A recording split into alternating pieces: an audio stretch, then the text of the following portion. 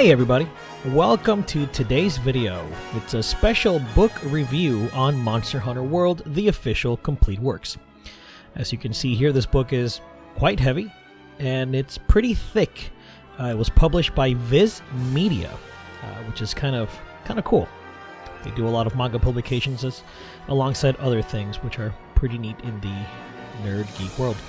Now, as you can clearly see, the book has a lot of pages, 554, until you get to the special interview. Could be more, could be a little more.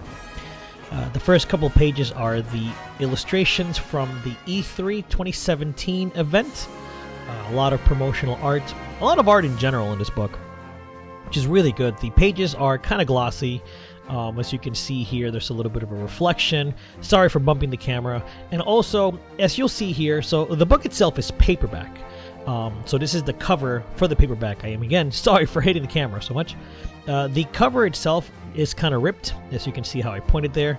And this is the actual art that's on the book, which is also on the cover itself. The cover has some gloss over the artifacts, which is kind of neat. I wish that this was a hardcover. That's one of my biggest gripes with the book. But as we continue seeing here, again, just more promotional art for the game. A lot of good stuff. Nerd Gigante, one of my favorites.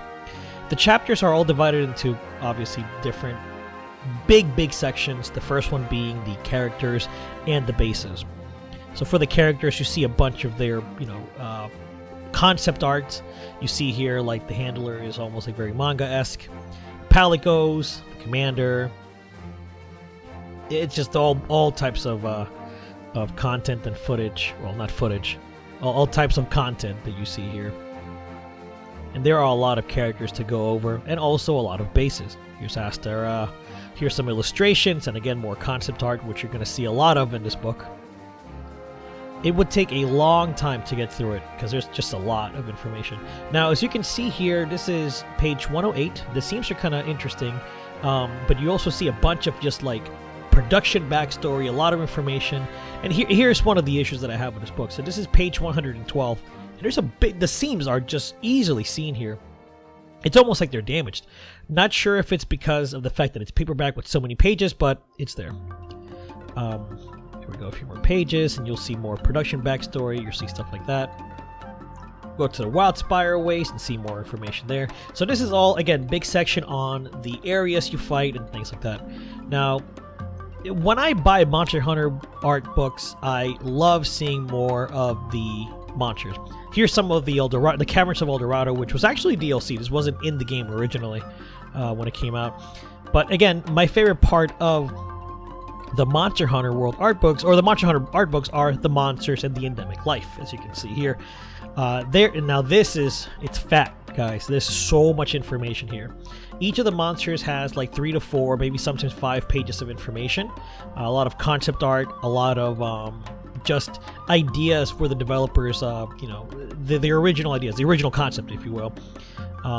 Ecology, things like that. I really like the attention to detail. I have another Monster Hunter World book. Here's another seam issue, by the way. It's really weird how it happens with this book. But one of the other Monster Hunter art books that I have has a lot of monster info too. I like this one in particular, how it's like spread out. It's just a ton of information on each one of these monsters, and there's a lot of information here to go through. And it doesn't feel like it's fan booky. It actually feels really official. Obviously, most of these art books are official, but this one has that, like, it almost feels like Capcom's developers were right here when writing this book. The next section, there's also the small animals as well, small monsters. But the next section is going to be primarily focused on weapons and armor. And again, if you like the armor in Monster Hunter World, well, here you go. You can see all the pictures, all the weapons, just pretty much everything that you got in Monster Hunter World, you get to see here. Personally, I am a bigger fan of the previous generation armor and weapons. I feel like there was more variety there and more fun, honestly. But it's not bad. Also, here's the Astera Festival memories. Again, these are small monster armor and weapons and things like that. Here's a Palico, weapons and armor, which are pretty cute. And at the end, it's just some interviews, interviews with developers. Thank you to the fans and the people that bought the book, which is kind of neat if you want to read it here. I mean, you got to get the book. But that's it. So this is the book. Again, this is the cover at the end. Whatever. It's a good book. I think that I personally give this a TGR Gold. This actually would have been a perfect book if you're a fan of Monster Hunter World if it wasn't a paperback.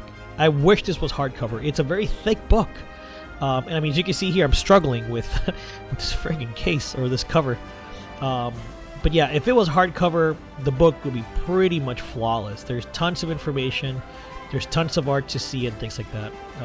But anyway, if you want to get this book, it's on Amazon, and you'll see some links in the description. Thanks for watching, guys.